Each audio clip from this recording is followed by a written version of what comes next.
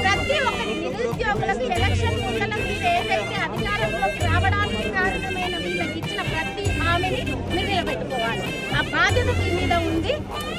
ఖచ్చితంగా వీళ్ళ తరఫున